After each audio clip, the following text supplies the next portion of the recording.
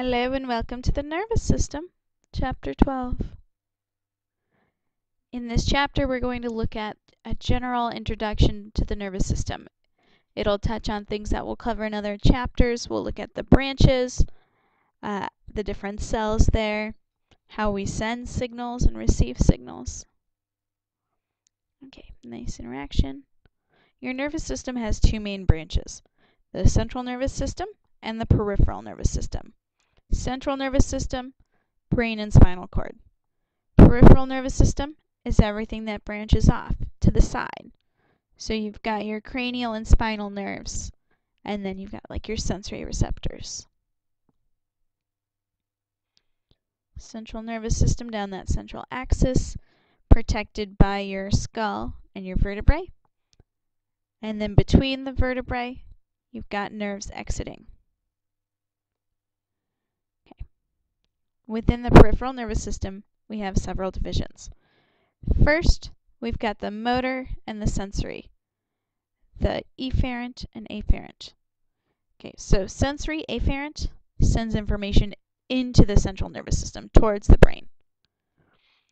And then the motor division, efferent, exits the central nervous system, sending information out to an effector, like a muscle or a gland. It makes a change. Two branches of the motor, autonomic and somatic.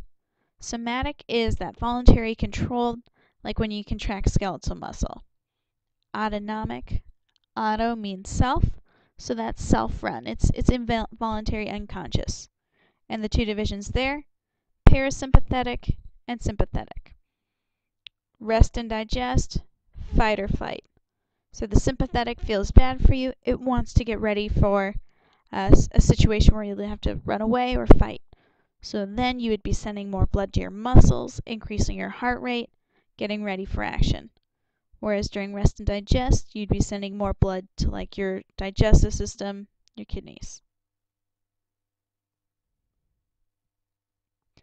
So this shows a nice view of the somatic nervous system, sending information out to skeletal muscle.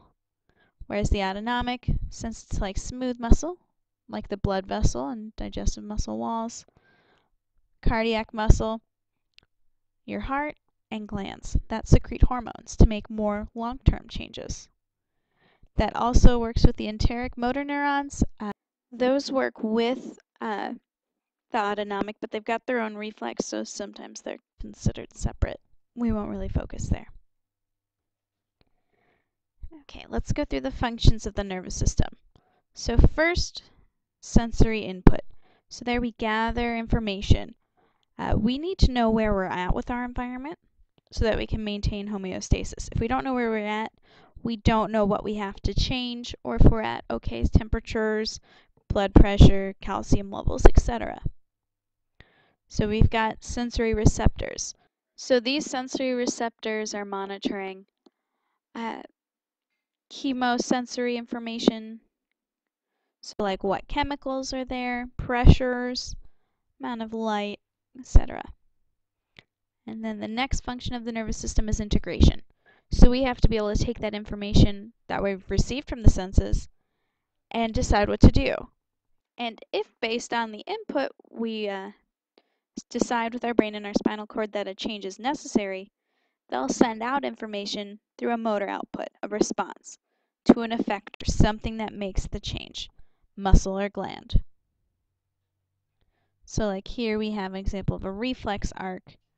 Sensory receptors identify the heat, they perceive it, they send the signal through a sensory neuron into the central nervous system, where what's called an interneuron integrates that information and decides we need to contract our arm muscle so that we can move our hand out of the way of the flame. That sends the motor output through a motor neuron to the muscle. It receives the information and contracts. Now let's move on to the different types of cells we'll see in the nervous system. Types of cells: the large cells with many processes doing the actual communication through different areas are the neurons. They've got the dendrites, cell body, and axon. All those smaller cells around them supporting are the neuroglia, the glial cells. You've got 4 different types in the central nervous system and 2 types in the peripheral nervous system.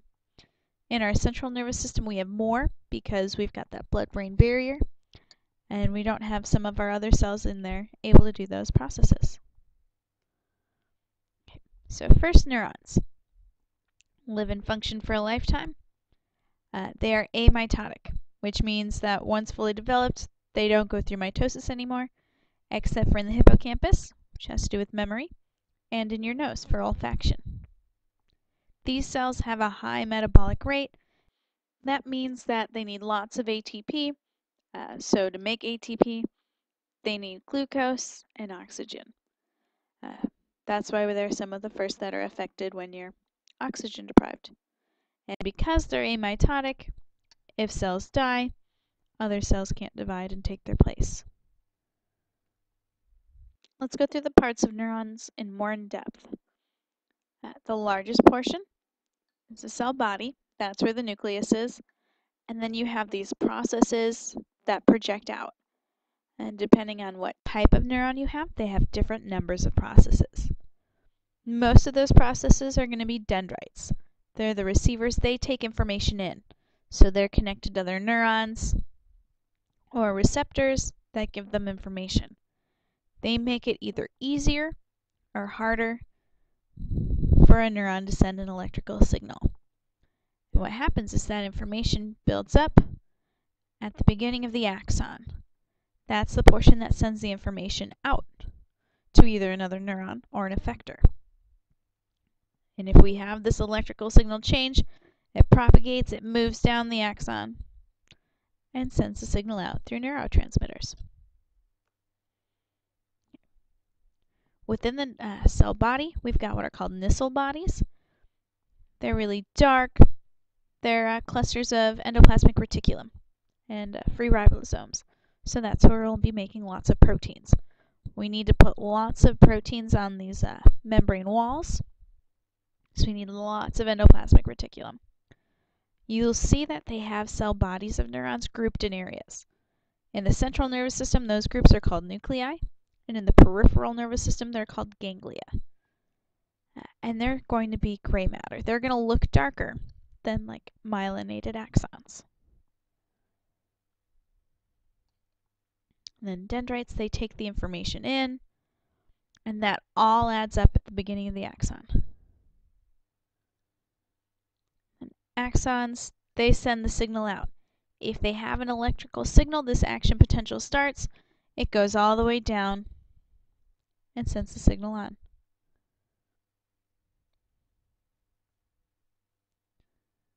We have what's called a myelin sheath that insulates a lot of the axons there. What we have is glial cells that put their plasma membrane around there.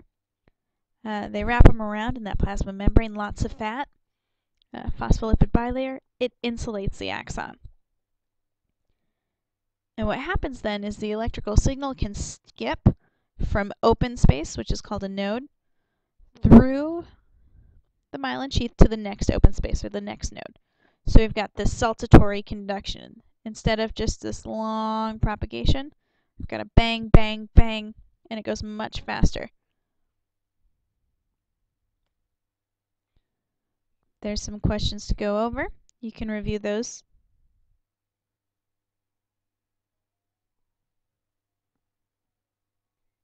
Let's move on to examining the different classifications of neurons. So just like joints, neurons are classified in 2 ways. By their structure, how many processes they have, and their function, which way they're sending information. So let's go through the structural classifications first. So structural, the ones that we drew in class and are most common, are called multipolar. They've got 3 or more processes. So here we've got 1, 2, 3, 4, 5, 6, 7, 8, 9 dendrites, and an axon for 10 processes, so that's much more than 3. Bipolar, you've got 2 processes, 1, 2. So those are found in some special senses in your nose, and in your eyes. And then last, unipolar. Sometimes you'll see it called pseudo-unipolar, but there's basically one branch directly from the cell body. And that's what most of our sensory information will look like, most of our sensory neurons. And then after their structure, neurons are classified by their function. So these have a lot to do with the functions of the nervous system we covered earlier. You've got sensory neurons that send information into the central nervous system, motor neurons that send information out, and interneurons that are within the central nervous system between the sensory and the efferent, or sending information within the brain or spinal cord. Sensory or afferent ones will be bipolar or unipolar. The second two will be mostly multipolar.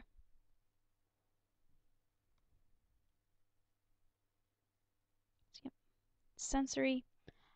You'll also find that their cell bodies are in the peripheral nervous system.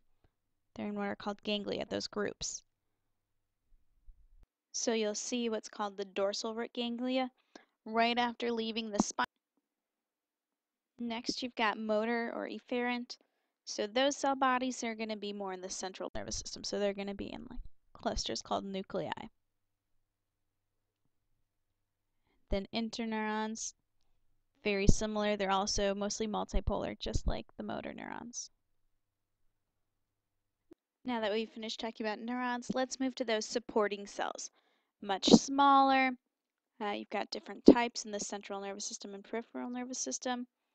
These ones are not amitotic. They go through mitosis, and they have different roles. Let's start out with the ones you can find in the central nervous system. So first you've got astrocytes, these star cells. So they've got lots of branches off, and those go to two places. They go to neurons, so they help maintain structure there, and they also go to the capillaries. So they wrap around there and they form what's called the blood-brain barrier. And so they're able to keep what's in our blood separate so that we're less likely to have like viruses get into our central nervous system where they can do a lot of damage. They're going to make sure that the neurons get enough glucose and different nutrients that they need to do their jobs. Next, microglia. These are phagocytic.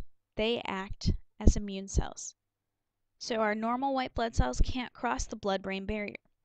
That's why we need microglia here to form that function. So they're going to be looking for anything foreign that's not self, and they'll take it in through endocytosis, phagocytosis, and they'll break it down.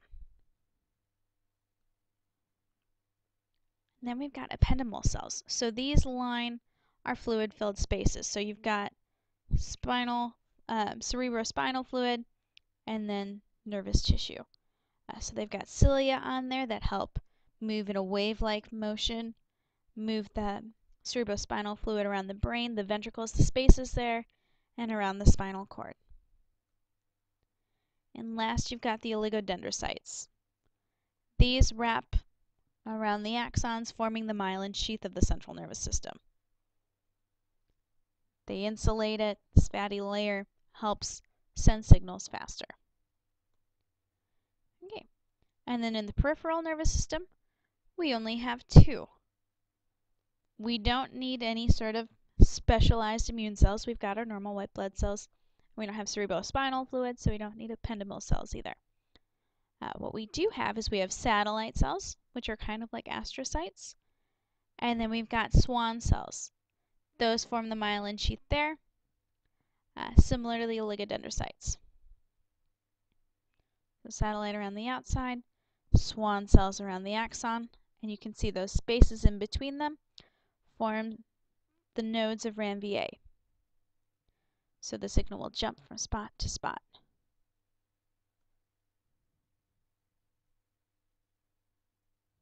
And here we can see the Schwann cell coming on, starting to wrap around until it's wrapped around several times, very thick layer. So in the gray matter, we've got lots of cell bodies, whereas in the white layer, we've got lots of myelinated axons.